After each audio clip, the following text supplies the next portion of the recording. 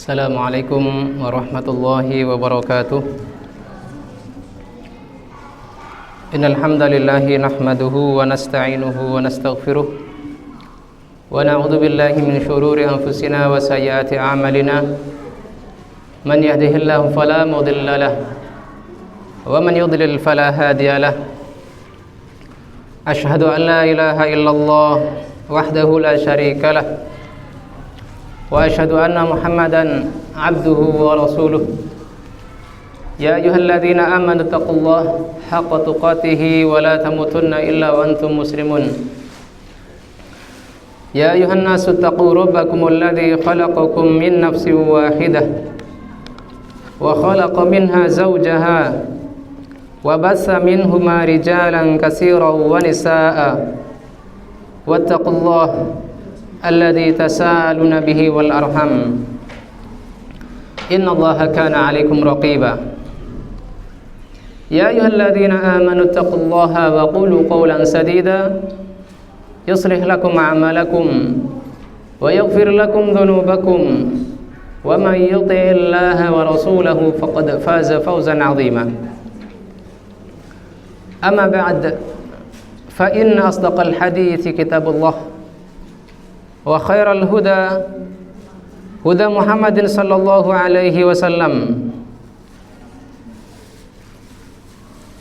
wa syarrul umuri muhdatsatuha fa inna kulla muhdatsatin bid'ah wa kulla bid'atin dhalalah wa kulla dhalalatin finnar. Jamaah kaum muslimin wal muslimat Masjid Al-Falah Desa Losari Ambil Gading rahimani wa rahimakumullah. Tidak terasa kita sudah sampai pada beberapa hari awal dari bulan Dzulhijjah, yang mana Rasulullah SAW mengabarkan bahwa amalan-amalan soleh pada hari-hari ini adalah amalan yang paling utama. Ma min ayyamin al-amalu salih ahabbu lillahi min hadil ayyam. Tidak ada hari yang amal saleh lebih dicintai oleh Allah Subhanahu wa taala melebihi hari-hari ini. Dalam sabda beliau sallallahu alaihi wasallam yang diriwayatkan oleh Al-Imam Basar, diriwayatkan dengan lafaz lain, afdhali ayyamid dunya al-ashr. Sebaik-baik hari dunia adalah 10 hari, yaitu Ashrul Awal min Dzulhijjah. Bahkan Allah Subhanahu wa taala telah bersumpah atas nama hari ini. Allah taala berfirman, wal fajr, demi waktu fajar, wa layalin ashr, dan malam-malam yang ke-10, malam-malam 10 malam pertama. Sebagaimana tafsir ini dikumpulkan oleh Al-Imam Ibnu Jarir At-Tabari ketika beliau menafsirkan ayat ini. Di antara mereka adalah para sahabat Ibnu Abbas dan lain-lain menafsirkan walayalin ashar, malam-malam yang 10 adalah malam-malam pertama dari bulan Dzulhijjah. Wasyaf'i wal watr, dan yang genap, demi yang genap dan yang ganjil. Sebagian ulama menafsirkan wasyaf'i yang genap adalah 10 hari pertama. Adapun wal watr yang ganjil adalah 9 Dzulhijjah atau 9 Arafah. Sehingga kajian kita tidak jauh dari mengaitkan pembahasan kita menjelang Idul Adha dengan tema utama kita yang sering kita bahas di majelis ini, yaitu bahasan parenting, ya. Yang mana Idul Adha tidak jauh kaitannya dengan kisah panjang Nabi Ibrahim alaihissalam ketika beliau mendakwahi kaumnya. Dan momentum yang diabadikan oleh Allah Subhanahu wa taala pada momen Idul Adha ini adalah momen kurban, yang mana Allah Subhanahu wa taala abadikan di dalam surat As-Saffat ayat 102 ataupun ayat-ayat sebelumnya. ketika dia menyelamatkan diri dari kaumnya. Beliau sallallahu alaihi wasallam berkata, Rabbi habli minas salihin. Ya Allah, berilah aku atau karuniakan aku termasuk dari anak apa? Dari anak yang soleh. Walaupun sebagian ulama mengatakan ini ditujukan Ishak, ada yang mengatakan Ismail, tetapi yang masyhur, yang terkenal dari kalangan kita adalah bahwasanya Allah Subhanahu wa taala mengaruniakan kepada beliau Ismail. Lalu pada lanjutan ayat tersebut, falamma balagha ma'ahu sa'ya, ketika Ismail telah dewasa, telah menginjak usia baligh, qala ya bunayya inni ara fil manam anni adzbahuk. Wahai anakku, sesungguhnya aku melihat dalam mimpi anni adzbahuk, aku menyembelihmu. Fanzur madza tara, maka apa yang menjadi pendapatmu? Di sini Nabi Ibrahim alaihissalam memberikan kesempatan kepada Ismail, tidak serta-merta menerima syariat ini. Fangdur madza tara, maka pikirkanlah apa pendapatmu. Maka jawaban Nabi Ismail sebagai bentuk aplikasi tarbiyah Nabi Ibrahim alaihissalam menjawab, qala ya abati f'al ma tu'mar. Wahai bapakku, wahai bapak, wahai ayahanda, if'al ma tu'mar, kerjakan apa yang diperintahkan. Satajiduni insyaallahu minas sabirin, engkau akan dapati aku insyaallah termasuk orang-orang yang sabar. Artinya apa? Bahwasanya momen Idul Adha tidak bisa dipisahkan dari momen bagaimana tarbiyah atau pendidikan Nabi Ibrahim alaihissalam, bagaimana mendidik putra beliau. Pelajaran tarbiyah yang agung. Di sini Nabi Ibrahim alaihissalam tidak sekedar menuntut, meminta, tetapi bagaimana melibatkan sang anak dalam musyawarah, membuka ruang kesadaran dalam diri anak untuk memilih, dengan kesadaran pribadi, bukan dengan paksaan. Sehingga pada kesempatan kali ini kita akan sedikit membahas bagaimana kita mengelola metode atau manajemen taklim wa tarbiyah, pengajaran dan pendidikan orang tua kepada anaknya.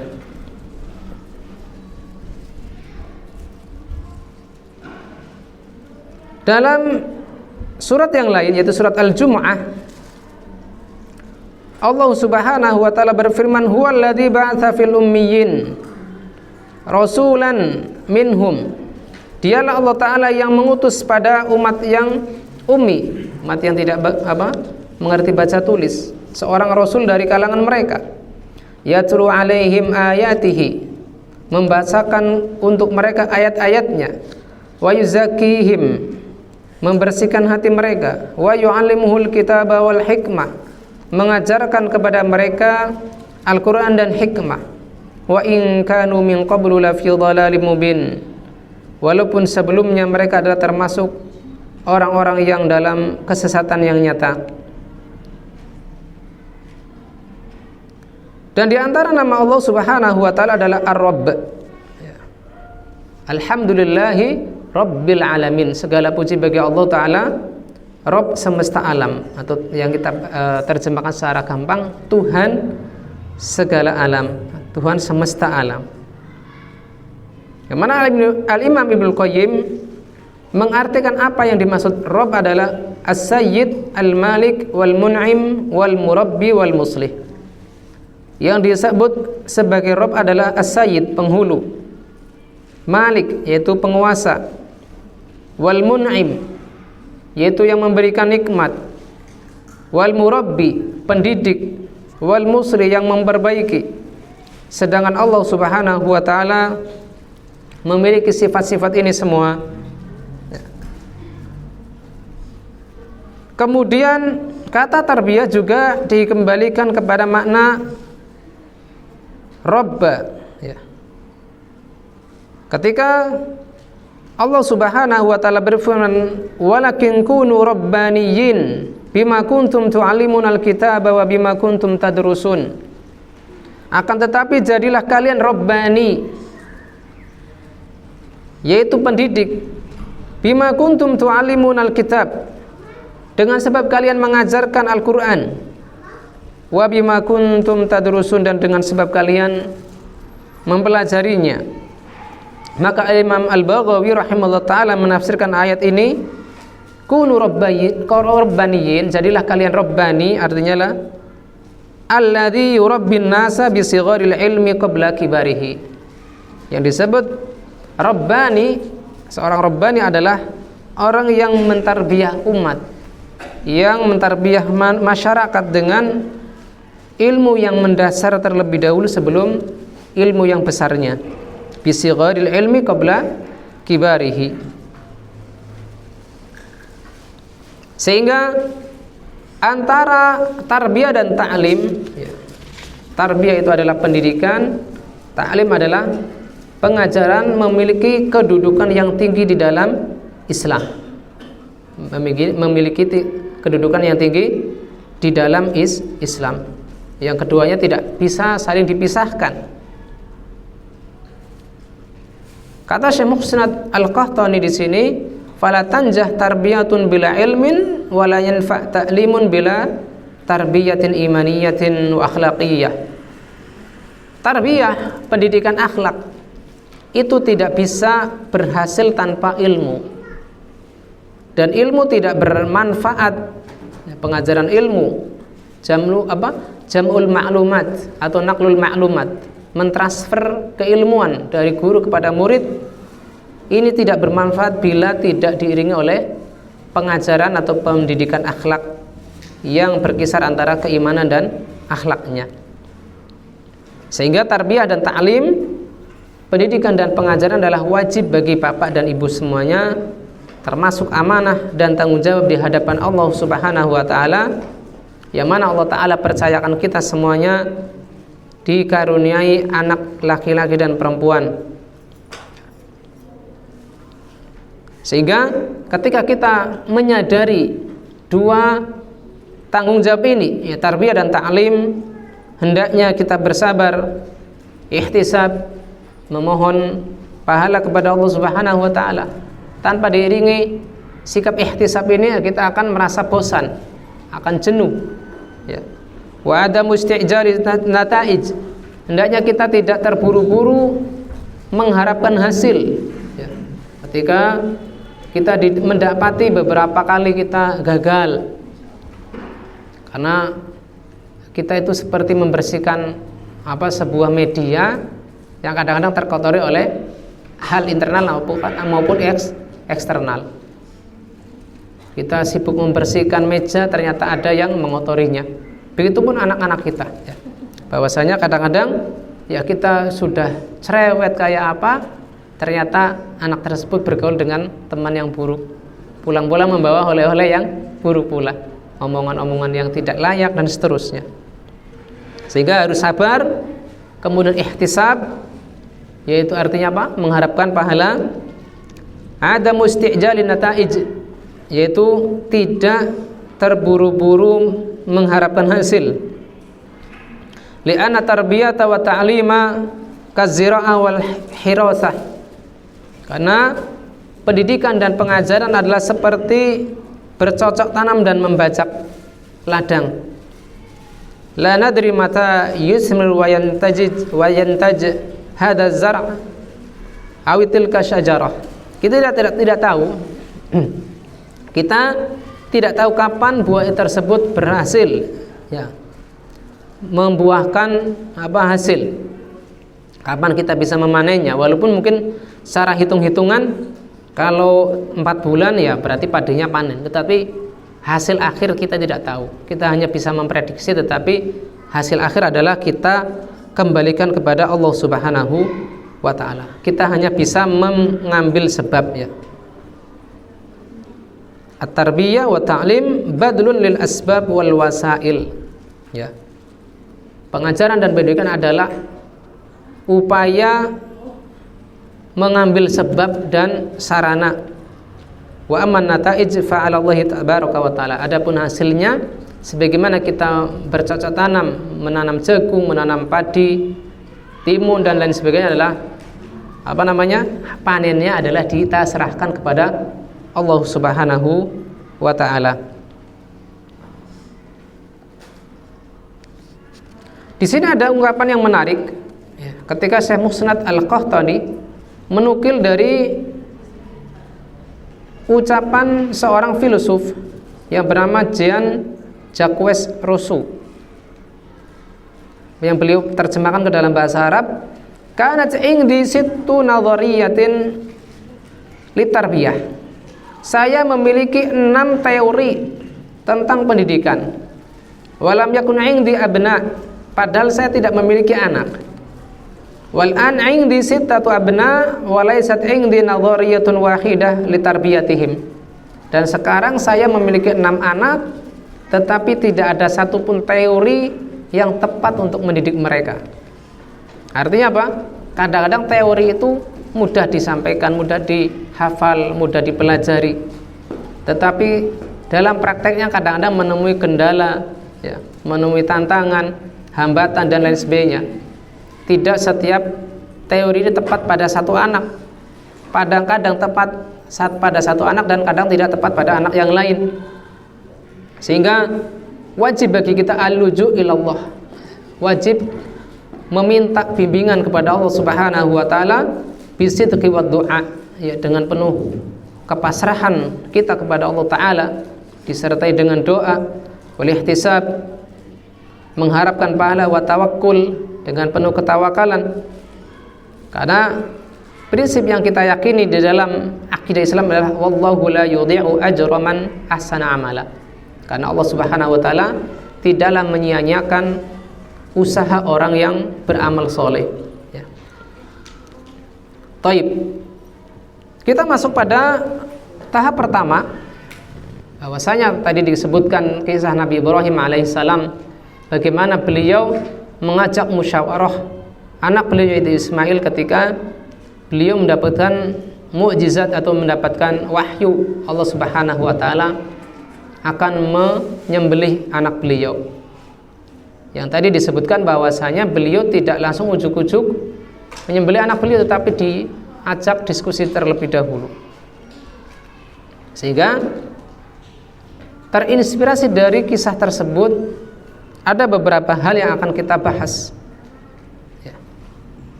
Yang pertama adalah bagaimana konsep tarbiyah dan pengajaran di dalam Islam dan tujuannya. Yang pertama adalah bahwasanya konsep pendidikan dan pengajaran di dalam Islam adalah menumbuhkan, merawat dan memperbaiki anak ya, menumbuhkan, merawat dan memperbaiki kondisi anak fi jasadihi wa aqlihi. Kita memperbaiki bagaimana jasadnya, bagaimana berkembang, begitu pula akalnya. Yang kedua adalah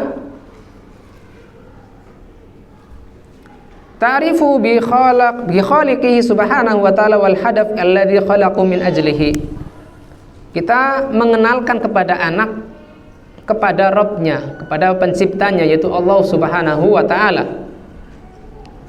Apakah ini cukup? Belum. Ternyata kita hendaknya mengenalkan mereka tujuan Allah ta'ala menciptakan mereka, yaitu untuk tujuan hakiki, itu ibadah. Ini tujuan kedua, adanya taklim wa tarbiyah. Nanti akan ketemu benang merahnya antara kisah Ibrahim dengan apa yang kita bahas hari ini insyaallah apabila waktu mencukupi. Yang ketiga adalah ta'limuhu ma yulzimuhu wa yunasibuhu minal aqaid wal ahkam.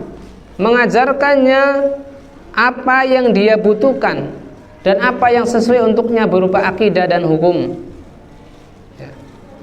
Ini tujuan ketiga dari ta'lim wa tarbiyah. Yang keempat adalah taqwimu sulukihi wa i'dadi limuwajahati mutatalabitil hayah, yaitu meluruskan akhlaknya, meluruskan akhlak anak-anak dan mempersiapkan mereka dalam rangka menghadapi tuntutan kehidupan ketika mereka dewasa kelak. Kemudian yang kelima adalah ta'widuhul khaira wal fadail yakuna sa'idan bi nafsihi wa nafi'an li ghairihi, membiasakan kebaikan untuk mereka dan akhlak mulia agar mereka berbahagia untuk dirinya mereka sendiri dan memberikan manfaat untuk selainnya. Nah, untuk mencapai 5 hal ini, untuk mencapai 5 konsep ini dan tujuan ini, maka ada beberapa hal yang hendaknya kita dawamkan, kita rutinkan, kita kontinukan. Yang pertama adalah sebagaimana sering kita bahas, mungkin bukan sekali atau 2 kali pertemuan, yaitu ta'limul atfal qawaid al-islamil kulliyah, ya, mengajari anak bagaimana kaidah Islam yang pokok, wa ahamma umuriddin, dan perkara-perkara agama yang penting berupa akidah, akhlak, wa taqwiyatul ilaqah billah, dan memperkuat hubungannya dengan Allah Subhanahu wa taala. Sebagaimana hal ini bisa kita langsung lihat pada pengajaran Nabi Muhammad sallallahu alaihi wasallam ketika beliau memboncengkan Ibnu Abbas di belakang unta beliau, ya. Yang mana beliau sallallahu alaihi wasallam memberikan pesan, ya gulam, ini u'allimuka kalimatin, wahai anak, aku akan mengajarkan kepadamu beberapa kata, ya, kalimatin, beberapa kata ini agar anak tersebut tidak merasa jemu, yang dipesankan hanya sedikit. Ini juga terkandung pelajaran ketika kita menasihati anak adalah agar tidak berpanjang-panjang, cukup pada intinya, sudah biarkan mereka bermain, ya. Ketika mereka berisik, kita katakan jangan berisik, agar mereka faham langsung.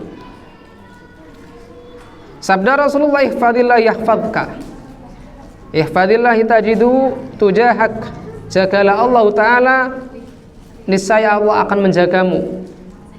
Jagalah Allah, engkau akan dapati Dia di hadapanmu. Idza sta'anta fasta'in billah, bila engkau mohon bantuan, meminta tolong, maka mintalah tolong kepada Allah, ya. Dalam riwayat lain ada tambahan wa ista'anta ista'in billah, ya. Yaitu apabila engkau meminta bantuan, maka mintalah bantuan kepada Allah. Wa alam annal ummata, ini penting sekali, lawi jitama'at ala an yanfa'uka bi syai'in lam yanfa'uka illa bi syai'in qad kataballahu laka. Ketahuilah, ini pesan kedua. Yang pertama ada tadi menjaga Allah Ta'ala.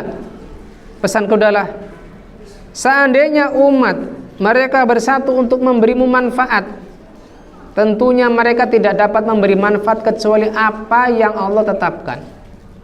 Artinya apa? Kita mengenalkan kepada anak tentang takdir, agar kita tidak terlampau mengharapkan manfaat dari sesama makhluk, ya. Kita hanya mampu mengupayakan usaha, adapun hasil akhir adalah kita kembalikan kepada Allah Ta'ala, termasuk dalam mengharapkan manfaat, ya. Wa ini jitama'u ala an yadurruka bi syai'in lam yadurruka illa bi syai'in qad katabahu Allahu lak. Dan seandainya mereka pun manusia ini bersatu untuk membahayakanmu, mencelakakanmu, ya, niscaya mereka tidak akan dapat mencelakakanmu kecuali apa yang Allah Ta'ala tetapkan. Sehingga ketika anak paham dengan bahasa ini, pembahasan ini, tentunya mereka tidak akan takut kegelapan. Mereka tidak akan takut dengan namanya pocong, jin, kuntilanak, gendruwo. Walaupun di sini kita fahamkan bahwasanya ketika anak-anak yang belum mumayyiz tidak boleh bermain setelah maghrib di luar rumah, karena ini adalah telah diajarkan oleh Rasulullah SAW. Ya. Walaupun demikian, walaupun anak tidak kita ajari takut kepada makhluk-makhluk yang tidak kasat mata, bukan berarti kita bebas melepas mereka ketika malam hari, karena ada larangan Rasulullah SAW. Ini pertama. Yang kedua adalah mereka itu jarang-jarang berzikir, ya, karena saking asiknya bermain dengan teman, sehingga mereka pun termasuk orang-orang yang kadang-kadang lalai, sehingga mudah sekali diserang, entah oleh sengatan hewan berbisa, kalajengking, ular, atau makhluk yang tak kasat mata, yaitu jin dan lain sebagainya. Karena apa? Mereka kadang-kadang melewatkan waktu-waktu mustajab dalam berzikir, semisal zikir sore, zikir setelah salat 5 waktu, dan lain sebagainya. Rufi'atil qalam, rufi'atil aqlam, wa jaffatis suhuf. Pena-pena telah diangkat dan lembaran-lembaran telah kering. Ini menunjukkan bahwasanya kita mengenalkan mereka tentang ketetapan Allah Subhanahu wa taala yang wajib diyakini oleh seorang anak. Jadi kita ajarkan mereka akidah, kemudian kita ajarkan mereka akhlak yang secara mujmal, secara umum, ya. Dan itu terus menerus, bukan sepekan 2 pekan, sebulan 2 bulan, tetapi sepanjang kita mendampingi mereka. Kemudian yang kedua, terkait dengan tarbiyah, yaitu pengajaran kita, taklim, tarbiyah kita kepada mereka, adalah kita mentarbiyah mereka, mengajari mereka tentang hukum-hukum sholat. Ya, yang pertama adalah tentang akidah dan akhlak. Yang kedua adalah ta'limuhum ahkamas sholah. Dan ini adalah perkara yang penting, di mana Nabi SAW bersabda, murru au abna'akum bis shalah wa hum abna' sab'. Perintahkanlah anak-anak kalian untuk sholat ketika mereka melewati usia 7 tahun. Artinya ketika mereka selesai dari usia TK mungkin, ya, kalau kita di sini. Dalam riwayat lain, alimul auladakum as-shalah. Alimu auladakum as-shalah. Artinya bukan sekedar disuruh sholat, tetapi ajari bagaimana sholat itu bisa sah, ya. Apakah terkait dengan toharohnya, yaitu berwudu, ya, ataukah terkait dengan sifatus sholat, ya, rukunnya, syaratnya, apa yang wajib ketika sholat. Kira-kira anak-anak yang hadir di sini sudah paham belum rukun-rukun sholat? Mas, sinten nama ini? Mas Rafa, sudah hafal rukun sholat belum? Atau tes langsung? Al-Fatihah termasuk rukun atau syarat? Nggak tahu.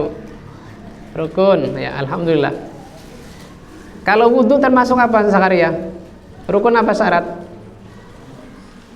Wudhu syarat, nah, masya Allah. Walaupun mungkin nggak hafal, tapi sudah paham, ya, sedikit-sedikit. Kita ajarkan bagaimana hukum toharoh, kemudian kaifiyah sholat atau sifatus sholat. Dan terkait dengan sholat juga kita ajarkan agar mereka menutup aurat, yang mana ini yang menjadi syarat sholat biar sah, ya. Wa ma yuzimulaha minal libasi wa satril aurah, ya. Begitu pula kita ajarkan mereka adab hadir di masjid. Ketika iqomat, bagaimana adab mereka? Apakah boleh lari atau enggak, ya Isa? Boleh lari enggak ketika iqomat? Enggak boleh, jalan pelan, ya, wakor. Atau sebaliknya, tidak boleh menyepelekan. Sudah iqomat masih main-main, masih guyon di luar masjid. Maka ini sebaliknya, antara tafrid dan ifrad, ya. Mengarahkan mereka, mentauji mereka bagaimana adab ketika hadir di masjid, dan hal-hal yang lain yang terkait dengan hukum sholat.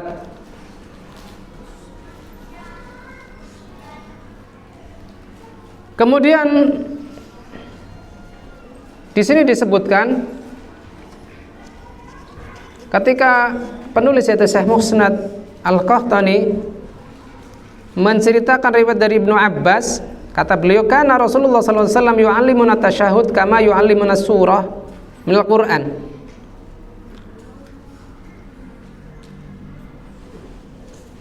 Dahulu Rasulullah sallallahu alaihi wasallam mengajari kami tasyahud sebagaimana beliau mengajari kami surat di antara surat-surat Al-Qur'an.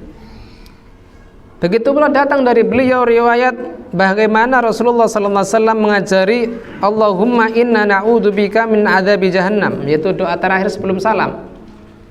Padahal Ibnu Abbas, ya, usia beliau baru 10 tahun ketika Nabi sallallahu alaihi wasallam wafat. Artinya apa? Beliau menghafal apa yang diajarkan oleh Rasulullah sallallahu alaihi wasallam ketika mereka masih anak-anak. Sehingga bukan hanya disuruh untuk sholat, tetapi ketika di masjid atau di mushola mereka ramai. Karena apa? Tidak diajari bagaimana keilmuan seorang anak terhadap hukum-hukum terkait dengan sholat. Bahkan saya dapati di beberapa mushola yang ramai bukan usia anak-anak TK, bahkan usia anak-anak SMP, ya, saya herankan. Mereka ketika sholat masih ngobrol, masih tengok-tengok, subhanallah. Ya, karena mungkin marhalah pendidikan anak yang menepati dengan sabda Nabi sallallahu alaihi wasallam, muru auladakum wa hum abna sab'a sinin, ini tidak dipraktikkan oleh orang tua mereka.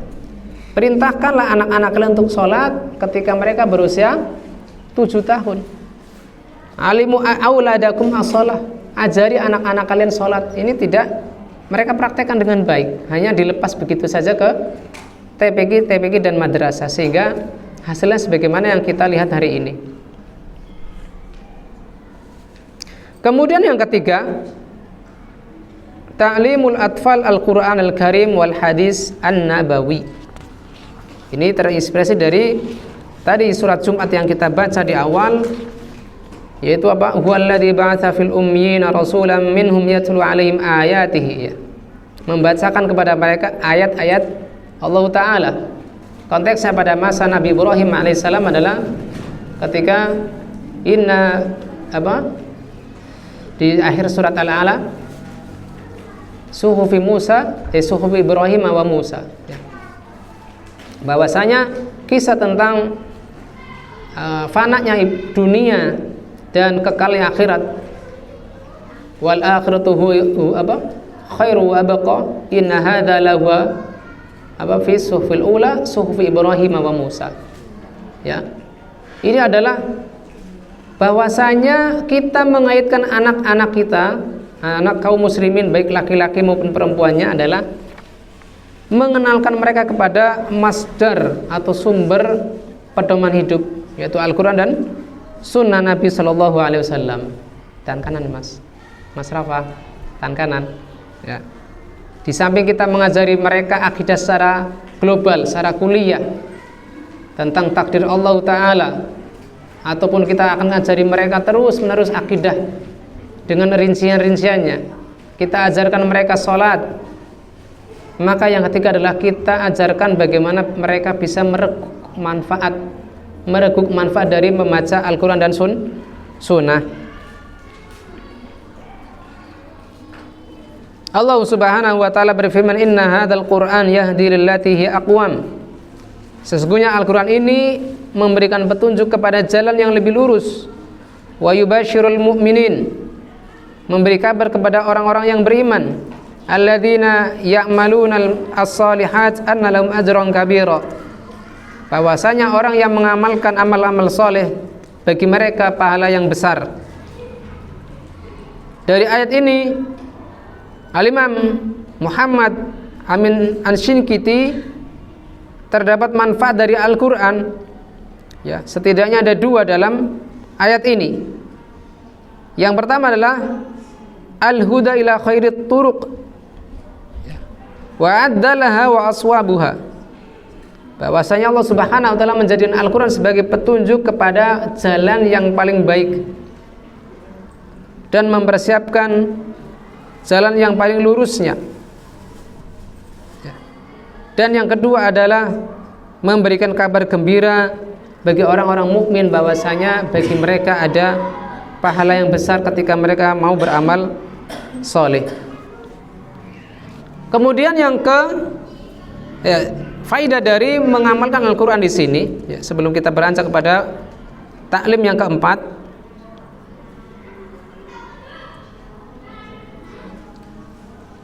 ketika Allah Subhanahu wa taala berfirman, ya Yahya khudhil kitaba biquwwah. Wahai Nabi Yahya, ini khitabnya adalah Allah Ta'ala mengajak bicara kepada Nabi Yahya, khudhil kitaba biquwwah, ambillah kitab tersebut dengan keteguhan, dengan kekuatan. Wa atainahul hukma sabiyya, yang mana kami datangkan dia al-hukma. Al-hukma di sini adalah hikmah. Sabiyya, ketika dia masih kecil. Para ulama mengatakan bahwasanya Nabi Yahya diajari hikmah oleh Allah Subhanahu wa taala kana binu sintaini, masih berusia 2 tahun. Masya Allah, masih kecil sekali. Al-Imam Ibnu Katsir menafsirkan ayat ini, al-hukma yaitu al-fahmu wal ilmu, kepahaman, ilmu, wal jiddu wal azam, keseriusan dan kesungguhan. Ya, Masya Allah. Ternyata di sini Allah Subhanahu wa taala telah mentarbiyah Nabi Yahya alaihi salatu wassalam tentang keseriusan dan kesungguhan itu sejak kecil. Wal iqbal al khair, semangat untuk menerima kebenaran, menerima kebaikan. Wal ikbab alaihi, kesungguhan terhadapnya. Wal ijtihad fihi, keseriusan di dalamnya. Dalam keadaan beliau masih shaghiru hadas, yaitu masih usia kecil. Maka kata Ibnu Abbas memberikan nasihat kepada kita semua, tertuju kepada kita semua, man qara al-Qur'an qabla an yahtalima fa huwa mimman utiyal hukma sabiyya. Masya Allah. Barang siapa sudah semangat membaca Al-Qur'an sebelum dia ihtilam, artinya sebelum dia balik, masih usia 7 tahun, bahkan mungkin mendekati usia yang disebutkan oleh para ahli tafsir kepada Yahya alaihissalam, bahwasanya dia diajari hukmah, yaitu hikmah, oleh Allah Ta'ala dalam usia 2 atau 3 tahun. Kata Ibnu Abbas, fa huwa mimman utiyal hukma sabiyya, maka dia termasuk orang yang diberikan hikmah semenjak kecil.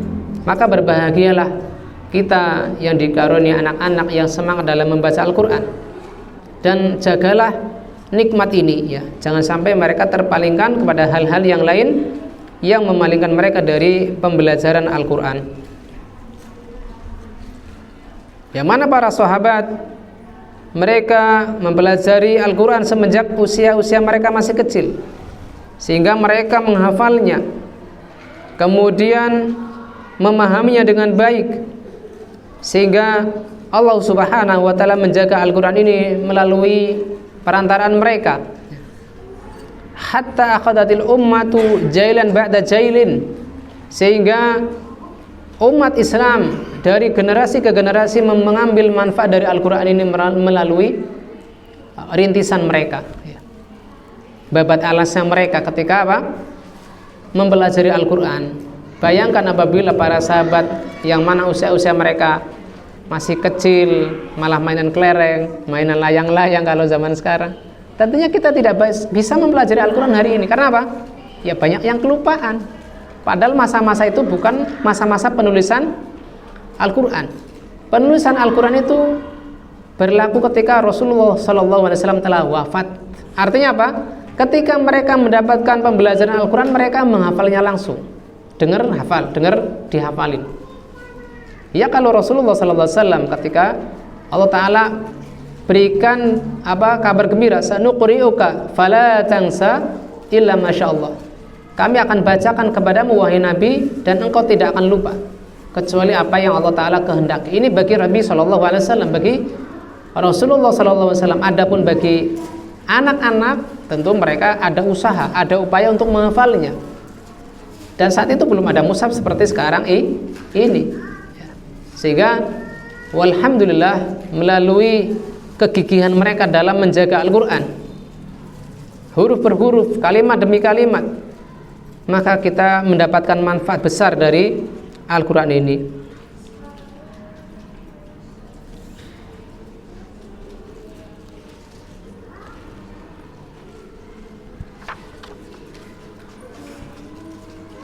Kemudian pengaruh dari pembelajaran Al-Quran yang dipelajari semenjak kecil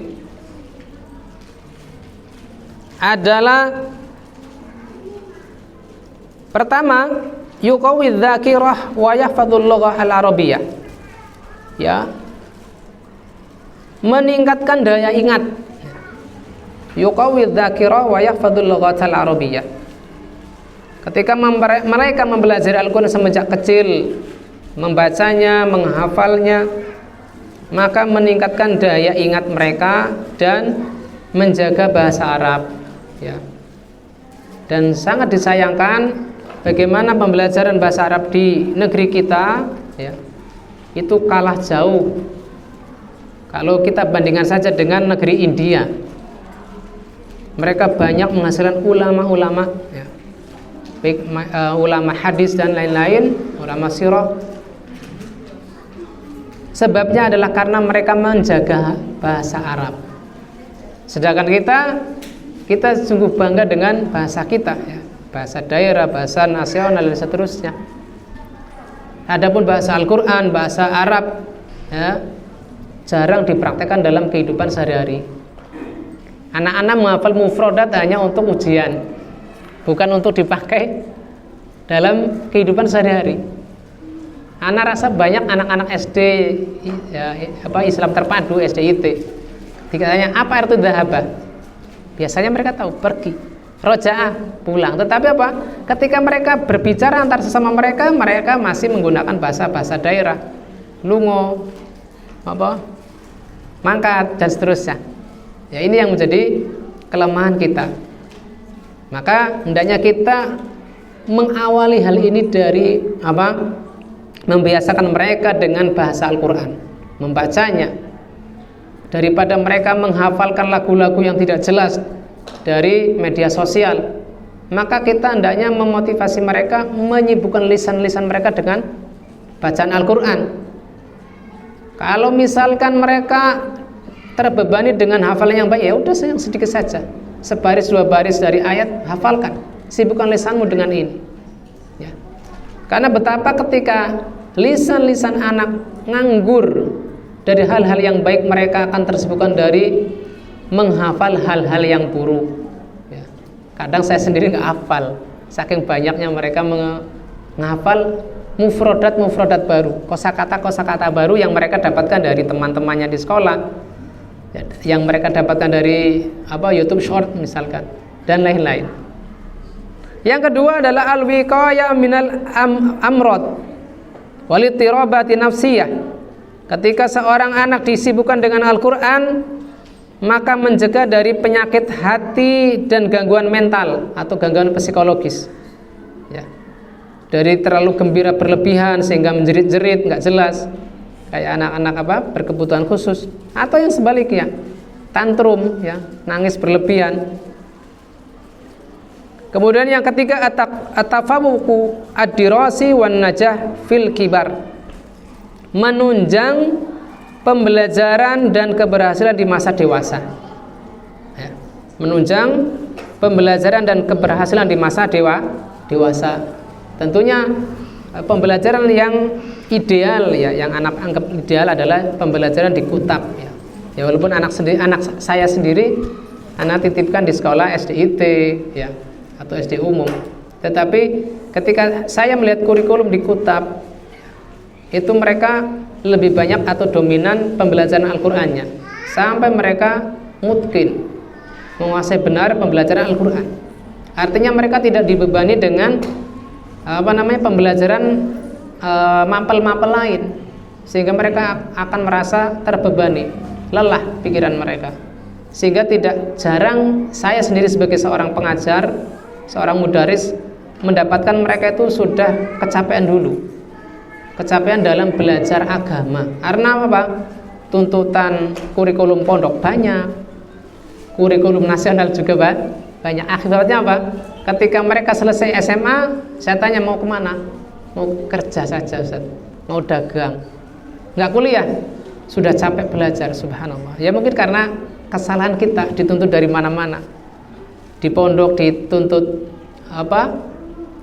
kurikulum pondok menyelesaikan kitab-kitab ini. Dari nasional pun karena kita mendaftarkan sekolah kita ke nasional, ya ada tuntutan dari nasional. Ala kulli hal, ya. Mala yudraku kullu la yudraku jullu. Apa yang tidak bisa diraih semuanya, maka yang sebagainya pun tidak diabaikan atau ditinggalkan. Sehingga walaupun idealnya memang tidak bisa kita raih, maka yang sebagian itu hendaknya dijaga baik-baik, jangan sampai ditelantarkan. Kemudian pengaruh keempat dari menyibukkan anak-anak membaca Al-Quran adalah yanmi madarika wasti'ab al-atfal lil ulumil ukhra, ya, mengembangkan daya pikir mereka, daya tangkap mereka dan kemampuan berpikir mereka untuk ilmu-ilmu yang lain. Nah, ini terutama apabila tadi yang saya sebutkan di awal, bahwasanya keilmuan ideal adalah menyibukkan mereka dengan Al-Quran terlebih dahulu. Atau mungkin yang saya alami, ya, ketika saya belajar dari SD sampai SMA, pelajarannya umum semua, SD umum, SMP negeri, SMA negeri. Lalu ketika usia SMA selesai, malah sangat interest, sangat tertarik dengan pembelajaran agama. Maka bergabunglah saya ketika 10 tahun kemudian lulus SMA tahun 2012 ikut Iqdatul Lughah di Asuna Cirebon. Dan ketika saya kemarin reunian, rata-rata lulusan Iqdatul Lughah dari angkatan pertama sampai sekian belas angkatan itu rata-rata menjadi ustadz semua, masya Allah. Ya bahwa alam apakah di sana Asuna Cirebon dari SMA IT-nya itu menghasilkan tenaga-tenaga pendidik dari lulusan SMA-nya apa tidak. Tapi yang saya lihat sendiri, yang mana yang ikut Iqdatul Lughah, ya, persiapan bahasa Arab itu rata-rata mereka adalah lulusan sekolah-sekolah umum. Sehingga ketika selesai dari pembelajaran sekolah umum, mereka sangat interest dengan pembelajaran agama sehingga rata-rata berhasil. Ini sebabnya karena tidak dibebani pembelajaran terlalu berat bagi anak-anak usia dini. Kemudian manfaat dari menyibukkan anak-anak terhadap Al-Quran adalah alitizanun nafsi wal ijtima'i, ya, menyeimbangkan psikologis anak dan sosialnya, ya, terutama bagi mereka yang sudah memiliki interest atau ketertarikan dalam mempelajari memahami Al-Quran, sehingga psikologi mereka akan seimbang, tidak menjadi terlalu orang yang menguruk diri di kamar, ya, kalau istilah kita adalah introvert, atau sebaliknya tidak terlalu ekstrovert. Kemudian manfaat terakhir dari menyibukkan anak-anak adalah al-qudrah ala tanzimil waqti wa ma'rifati ahammiyatihi, yaitu menumbuhkan kemampuan pada anak dalam mengatur waktu dan pentingnya menjaga waktu, ya. Ketika mereka disibukkan dengan pentingnya menghafal, tentunya mereka ketika mandi, ketika menyiapkan sarapan, ya, tidak berlambat-lambat karena pentingnya waktu. Qimatul waktu, harga waktu itu sangat mahal, sehingga tidak boleh disia-siakan dan diundur-undur. Kemudian di samping mempelajari Al-Quran juga kita ajarkan anak-anak mempelajari hadis Nabi. Sebagaimana, ya, al-muksiruna fi tahdis, ya, para sahabat yang banyak menghafal hadis, di antara mereka ada anak-anak, ya. Di antaranya adalah Abdullah bin Umar, kemudian Anas bin Malik, ya. Abdullah bin Umar menghafal atau meriwayatkan hadis di Kutubus Sittah, ya, dari Bukhari, Muslim, kemudian Jami' Tirmidzi, Sunani Abu Dawud, An-Nasai dan Ibnu Majah. Riwayat dari Abdullah bin Umar adalah sekitar 2.600, ya, sekitar 2.630 hadis. Kemudian Anas bin Malik sekitar 2.200. atau persisnya adalah 2286. Kemudian sahabat ketiga yang mencapai rekor periwayatan hadis terbanyak adalah Abdullah bin Abbas yang tadi disebutkan. Persisnya ketika Rasulullah wafat adalah baru berusia 10 tahun. Ternyata berhasil menghafal meriwayatkan hadis berapa tadi? 1660 hadis. Ya. Dan kita tentunya tidak membayangkan kalau mereka saat ini seperti sekarang ini, banyak perpustakaan, buku-buku sudah dicatatkan melalui alat-alat modern dicetak. Saat itu mereka menghafalnya ya dari ingatan. Kalau tahu ditulis di daun lontar atau alat-alat yang sangat sederhana di atas batu dan yang lain sebagainya. Dan yang keempat adalah Abu Sa'id Al-Khudri, ya. Yang nama beliau adalah Sa'ad bin Malik bin Sinan, menghafal atau meriwayatkan 1170 hadis dari Nabi Shallallahu Alaihi Wasallam. Adapun selainnya, semisal Aisyah, kemudian Abu Hurairah dan lain-lain adalah termasuk sahabat dewasa. Artinya 4 di antara al-muksiruna fil hadis, orang yang banyak meriwayatkan hadis adalah dari kalangan anak-anak. Maka bagaimana kita melihat keberhasilan pendidikan Rasulullah Shallallahu Alaihi Wasallam dalam poin keberapa ini? Ketiga ini, ya, poin ketiga. Dan di samping mengajarkan anak-anak kepada Al-Quran, kepada hadis, juga diajarkan kepada qiraah wal kitabah, dilatih untuk membaca dan menulis. Sebagaimana riwayat dari Ibnu Abbas, ya, bahwasanya tawanan perang Badar saat itu belum memiliki tebusan, agar mereka terbebas dari tawanan kaum muslimin yang menang perang Badar saat itu. Faja'ala Rasulullah SAW fida'ahum an yu'allimu awlad al-ansar al-kitabah. Maka tebusan mereka agar mereka terbebas dari tawanan adalah mengajari anak-anak Ansor untuk menulis, ya. Kemudian mengarahkan mereka agar hadir di majelis ilmu, ya. Hadir di majelis ilmu, ya. Karena ini majelis itu bukan majelis khas lil muslimat, ya, atau ada majelis khas lil muslimin atau lil abah, ya, ini kurang tepat, ya. Kadang-kadang barangkali, ya, bahwa saya husnudon bapak-bapak saat ini masih sibuk kerja, karena ini temanya saja tentang bagaimana pengajaran Nabi Ibrahim itu bapak atau ibu? Bapak. Tentunya yang paling berhak atau paling layak untuk mengambil ibrah dari pelajaran Ibrahim alaihissalam adalah bapak-bapak. Sehingga walaupun majelisnya terkenal dengan Muslimah Al-Falah, ya, tetapi bapak-bapak tidak hendaknya menganggap atau sebelah mata atas pelajaran ini. Karena apa? Karena akan menjadi pihak yang diajak kerjasama dengan para ibu dalam mendidik anak. Ada beberapa kisah menarik sebelum kita tutup majelis ini, walaupun majelis kita itu masih banyak pembahasan tentang tarbiyah dan taklim ini, tetapi karena waktu yang membatasi, saya akan cukupkan beberapa kisah di sini. Di antaranya adalah yang disebutkan, ya, tentang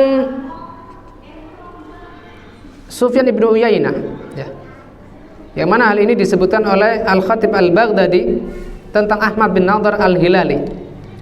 Dia mengatakan, aku mendengar bapakku mengatakan, dahulu aku di majelis Sufyan bin Uyainah, maka aku lihat ada anak kecil masuk masjid, sehingga orang-orang dewasa saat itu meremehkannya karena usia anak tersebut masih kecil. Maka Sufyan ibn Uyainah membacakan ayat kadzalika kuntum min qabl famanallahu alaikum. Demikianlah kalian ini sebelumnya, itu sebelum mengenal Islam, maka Allah Ta'ala karuniakan atas kalian ilmu agar hal-hal yang tidak pantas, yaitu meremehkan anak-anak, adalah tidak dilakukan. Lalu mengatakan, ya Nadhr, lau ra'aitani li, ya, seandainya engkau melihat aku saat itu adalah usia 10 tahun, ya, Tuli khamsata ashbar, saya masih tingginya baru sekitar 1 meter ya, itu 5 jengkal. Kemudian wajahku seperti dinar ya, karena apa? Masih bulat, masih menggemaskan. Kemudian kainku masih kecil ya. Lengan bajuku masih pendek, sarungku masih terbatas. Kemudian sandalku seperti apa? Telinga tikus ya, ka'adhanil far. Dan aku mondar-mandir di majelisnya ulama, semisal majelisnya Imam Az-Zuhri dan Amr bin Dinar. Ajlisu bainahum kal mismar, saya bermajelis di majelis mereka itu seperti paku ya, artinya apa? Tidak bolak-balik keluar masuk masjid ya. Sedangkan anak-anak kita memang ya, karena sedikitnya pengajaran kita, kesabaran kita dalam mengajar, duduk ya, duduk, udah disindir kok masih bolak-balik duduk ya.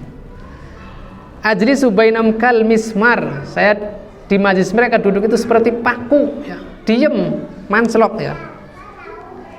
Apa? Tempat tintaku seperti biji apa ini, kenari kecil ya. Tempat penaku seperti buah pisang, dan penaku adalah seperti buah almond, kecil-kecil sekali. Artinya apa? Anak-anak itu nyatet, bukan hanya sekedar majelis simak saja ya. Apabila aku masuk majelis, mereka mengatakan ausi'u lis-syekh as-shaghir, luas-luaskanlah tempat duduk kalian untuk guru kecil ini ya. Maka Ibnu Uyainah pun tersenyum dan tertawa. Begitupun bapak dari Imam Ahmad bin Hambal ikut tersenyum dan tertawa. Begitu pula Hamad bin Salamah mengisahkan kisah beliau ketika beliau banyak mengumpulkan anak-anak untuk belajar, lalu diusir oleh sebagian orang tua untuk tidak beramai-ramai di masjid. Maka kata Hamad bin Salamah, inni ra'aitul barihah ka'ani aski fasilan fa'awaltu haula'i sibyan. Jangan diusir dulu, biarin mereka masuk masjid, ikut duduk bersama kita. Apa alasan Hamad bin Salamah? Saya melihat mereka di mimpi semalam, seakan-akan aku itu menyirami pohon-pohon kurma yang masih kecil, dan aku takwil bahwasanya mereka adalah anak-anak. Artinya apa? Walaupun sebagian orang tua terganggu dengan kondisi anak-anak yang suka ramai ya, masih suka main-main, ternyata di sini ada motivasi agar kita mengajak anak-anak kita duduk bermajelis dalam majelis-majelis ilmiah. Begitu pula Al-A'mash, yaitu siapa? Ibnu Mihran, itu pun berbuat demikian. Al-Hasan bin Ali juga sama ya. Ketika mengatakan ta'allamu ya, beliau mengatakan kepada anaknya dan anak saudari perempuannya, belajarlah kalian, fa innakum sigharu qaumin al-yauma. Perhatikan ini, bagus sekali. Belajarlah oleh kalian anak-anak, karena hari ini kalian adalah anak-anak kecil dari satu kaum hari ini. Takununa kibarum ghadan, kalian akan menjadi dewasa kelak ya, saat besok. Ya, ini kata-kata yang bagus untuk diingat-ingat. Faman lam yahfad minkum falyaktub, barang siapa yang tidak bisa menghafal dari kalian, maksudnya menghafal ucapan gurunya, menghafal ucapan ustadznya, maka hendaklah mencatat ya. Ini juga berlaku bagi saya, bagi jenengan semua ya, bukan hanya bagi anak-anak, karena betapa kita mungkin hafalan kita sangat lemah, sehingga kalau tidak memiliki dobat sodr ya, hafalan di dalam dada, maka minimal dobat kitab, yaitu kita punya catatan sehingga kita bisa memurojaah. Kalau kita mencatat masih ketinggalan banyak ya, minimal merekam. Maka saya termasuk yang berinisiatif untuk senantiasa merekam, minimal kajian-kajian saya pribadi untuk saya murojaah ulang. Insya Allah anak akan upload di YouTube agar bisa diambil manfaatnya oleh kalian dengan sedoyo. Kemudian Ahmad Syauqi membawakan sebuah syair, farubba saghirin qaumin allamahu sama wa hamal musawwama ala iraba. Betapa banyak anak-anak kecil yang mereka dididik oleh orang tua mereka. Mereka tumbuh dan bisa melindungi kuda-kuda perang Arab saat mereka dewasa. wa kana liqaumihi naf'an wa fakhran, dan menjadi kebanggaan dan manfaat bagi kaumnya. Walau tarakuhu kana adan wa aba, seandainya mereka membiarkan anak-anak tersebut tumbuh tanpa pendidikan, maka kelak mereka dewasa hanya menjadi beban dan aib, ya. Fa'allim mastata'ta la'alla jailan sayati yuhdisul ajaba al-ujaba, maka hendaknya kita sabar dalam mengajari anak-anak kita sesuai kadar kemampuan kita, karena diharapkan akan tumbuh dari suatu generasi yang menorehkan keajaiban-keajaiban besar dari hal-hal yang positif. Wala turhiq syababal hayy ya'san fa innal ya'sa yahtarimus syababa, dan jangan bebankan kepada mereka keputusasaan. Artinya apa? Oh, kamu nggak bakalan bisa nyaingin bapakmu, nggak bakalan bisa berprestasi. Ya, walaupun kita dapati hal-hal yang luar biasa pada saat ini. Kita dahulu SD itu bisa membaca jam analog, ya. Ada cerita dari temen, dia mendapati lulusan SMA daftar kerja itu ketika disuruh baca jam analog aja nggak tahu. Artinya apa? Ada kemunduran besar dari pendidikan kita di Indonesia saat ini, ya. Yang mana dahulu guru-guru kita di SD, alhamdulillah mereka bisa memahamkan kita hal-hal kecil sehingga wawasan pengetahuan kita bisa berkembang pesat, alhamdulillah. Tetapi saat ini anak-anak membaca jam saja nggak tahu, ya, saking terfokusnya mereka dengan permainan, alhamdulillah. Wallahu taala alam bisawab, ya. Demikian yang bisa kita bawakan sore ini, walaupun murojaah jauh lebih banyak dari yang saya sampaikan, tetapi karena dibatasi oleh waktu maka saya cukupkan sampai di sini saja. Kurang lebihnya mohon maaf apabila ada kata-kata yang nggak enak didengar karena terlalu nyindir dan seterusnya, maka